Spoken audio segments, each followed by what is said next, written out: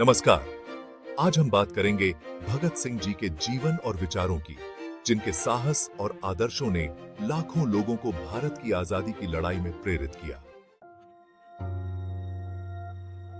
28 सितंबर 1907 को पंजाब में जन्मे भगत सिंह एक ऐसे माहौल में पले बढ़े जहां हर तरफ क्रांति की चर्चा थी। हवा में आजादी का नारा गूंज रहा था और सड़कों पर लोग आजादी की मांग कर रहे थे। उस समय पंजाब राजनीतिक गतिविधियों का केंद्र था और युवा भगत सिंह इन सब के बीच में थे। उनका परिवार स्वतंत्रता संग्राम में बहुत ज्यादा शामिल था, जिसने छोटी उम्र से ही उनके क्रांतिकारी विचारों को आकार दिया। उनके पिता किशन सिंह और उनके चाचा ब्रिटिश शासन के खिलाफ लड़ाई में बढ़ चढ़कर हिस्सा लेते थे। बहादुरी और बलिदान की कहानियां उनके दैनिक जीवन का हिस्सा थीं और इन्हीं कहानियों ने उनके भीतर आग लगा दी। उनके परिवार का प्रभाव बहुत गहरा था, जिसने उन्हें कर्तव्य की भावना और अपने देश को औपनिवेशिक उत्पीड़न से मुक्त देखने की इच्छा जगाई।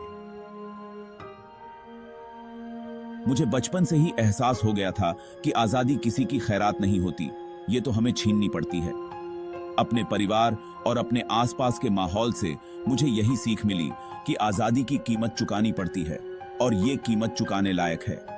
मेरे पहले जो लोग कुर्बान हुए हैं, उनकी शहादत व्यर्थ नहीं जानी चाहिए और मैं उनकी विरासत को आगे बढ़ाने के लिए दृढ़ था। ये तो हमें छीननी पड़ती है। आजादी की लड़ाई सिर्फ एक राजनीतिक संघर्ष नहीं थी, यह हमारे राष्ट्र की आत्मा की लड़ाई थी। हर प्रदर्शन, हर रैली और हर विद्रोह हमें अपनी पहचान और अपने सम्मान को वापस पाने की दिशा में एक कदम और आगे ले जाता था। विरोध की भावना हवा में थी और यही वह भावना थी जिसने मुझे एक आजाद भारत के लिए लड़ने के लिए प्रोत्साहित किया। जलियांवाला बाग हत्याकांड और दमनकारी ब्रिटिश नीतियों जैसी घटनाओं ने भगत सिंह को बहुत प्रभावित किया। इन घटनाओं ने उनके मन में ब्रिटिश हुकूमत के खिलाफ लड़ने की आग लगा दी। मैं ऐसे देश में रहने से इनकार करता हूं जो अपने लोगों को वह सम्मान और अधिकार देने से मना करता है जिसके वे हकदार हैं। 1920 के दशक में Bhagat Singh Hindustan socialist republican association में शामिल हो गए, जो आजादी की लड़ाई में एक आमूल चूल परिवर्तन की वकालत करता था। उनके विचार समाजवाद की ओर झुके हुए थे, जिसका उद्देश्य एक अधिक न्याय संगत समाज का निर्माण करना था। टीचर बोलते थे, भगत, हमें अब निर्णायक कदम उठाने होंगे। शांतिपूर्ण प्रतिरोध का समय अब बीत चुका है। 8 अप्रैल 1929 को भगत सिंह और उनके साथी बटुकेश्वर दत्त ने केंद्रीय विधानसभा में बिना किसी को हानि पहुंचाने वाले बम फेंके। सभा चल रही थी और अचानक हुए इस धमाके से वहां मौजूद सदस्यों में अफरा तफरी मच गई। उनका लक्ष्य दमनकारी कानूनों का विरोध करना और अपनी आवाज बुलंद करना था। वे ब्रिटिश औपनिवेशिक सरकार द्वारा थोपे गए उन कठोर नियमों की ओर ध्यान आकर्षित करना चाहते थे, जो भारतीय लोगों की स्वतंत्रता और अधिकारों का गला घोंट रहे थे। हम देश को जगाना चाहते हैं। समय आ गया है कि हर भारतीय अत्याचार के खिलाफ उठे और अपनी जायज आजादी की मांग करे। हमारे आज के कर्म हर नागरिक से स्वतंत्रता संग्राम में शामिल होने का आह्वान है। हमारे कर्म किसी भी भाषण से ज्यादा जोरदार संदेश देंगे। धमाकों की आवाज हमारे प्रतिरोध का प्रतीक है। यह एक ऐलान है कि हम चुप नहीं बैठेंगे। हम अपनी मातृभूमि के लिए सब कुछ कुर्बान करने को तैयार हैं। उन्होंने अपने क्रांतिकारी विचारों को बढ़ावा देने के लिए मुकदमे को एक मंच के रूप में इस्तेमाल करते हुए स्वेच्छा से गिरफ्तारी दी। कचहरी में उन्होंने साहस के साथ अपने कार्यों का बचाव किया, यह तर्क देते हुए कि उनका इरादा किसी को नुकसान पहुंचाना नहीं, बल्कि एक बयान देना था। उनका मुकदमा एक तमाशा बन गया, जिसने व्यापक ध्यान खींचा और कई लोगों को स्वतंत्रता आंदोलन में शामिल होने के लिए प्रेरित किया।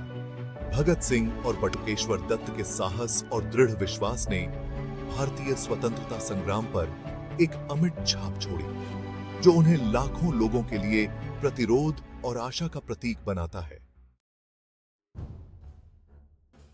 जेल में रहते हुए भगत सिंह ने राजनीतिक कैदियों के साथ बेहतर व्यवहार की मांग को लेकर भूख हड़ताल की, जिससे उनकी दुर्दशा पर राष्ट्रीय ध्यान आकर्षित हुआ। हम चुप नहीं बैठेंगे। न्याय के लिए हमारा संघर्ष इन दीवारों से परे भी गूंजेगा। 23 मार्च 1931 को भगत सिंह को राजगुरु और सुखदेव के साथ ब्रिटिश सरकार ने फांसी दे दी। उनकी शहादत ने पूरे भारत में स्वतंत्रता आंदोलन की आग को और भड़का दिया। भगत सिंह भले ही चले गए, लेकिन उनकी आत्मा आज भी हर उस दिल में जिंदा है जो आजादी की ख्वाहिश रखता है। भगत सिंह की विरासत भारत की आजादी के लिए दिए गए बलिदानों की एक शक्तिशाली याद दिलाती है। उनका जीवन और कार्य स्वतंत्रता और न्याय की अथक खोज का प्रमाण है। वे केवल एक स्वतंत्रता सेनानी नहीं थे, बल्कि एक दूरदर्शी व्यक्ति थे, जिन्होंने उत्पीड़न और असमानता से मुक्त समाज का सपना देखा था। उनका साहस, न्याय के प्रति प्रतिबद्धता और क्रांतिकारी बदलाव में विश्वास आज भी दुनिया भर के स्वतंत्रता सेनानियों और कार्यकर्ताओं को प्रेरित करता है। भगत सिंह के लेखन और भाषण आज भी हमें युवाओं की शक्ति और अन्याय के खिलाफ खड़े होने के महत्व की याद दिलाते हैं।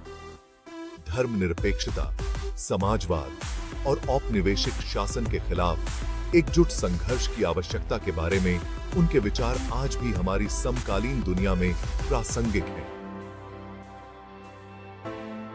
आइए हम उनके स्मृति का सम्मान अपने जीवन में समानता और न्याय की लड़ाई को जारी रखकर करते हैं। हमें एक ऐसी दुनिया बनाने का प्रयास करना चाहिए जहां हर कोई, चाहे उसकी पृष्ठभूमि कुछ भी हो, सम्मान और स्वतंत्रता के साथ रह सके। शांतिपूर्ण विरोध प्रदर्शनों में शामिल होकर, नीतिगत बदलावों की वकालत करके और खुद को और दूसरों को सामाजिक मुद्दों के बारे में शिक्षित करके हम भगत सिंह की भावना को जीवित रख सकते हैं। उनकी विरासत केवल इतिहास का हिस्सा नहीं है, बल्कि हम सभी के लिए एक बेहतर, अधिक न्यायपूर्ण दुनिया की दिशा में काम करने की प्रेरणा है।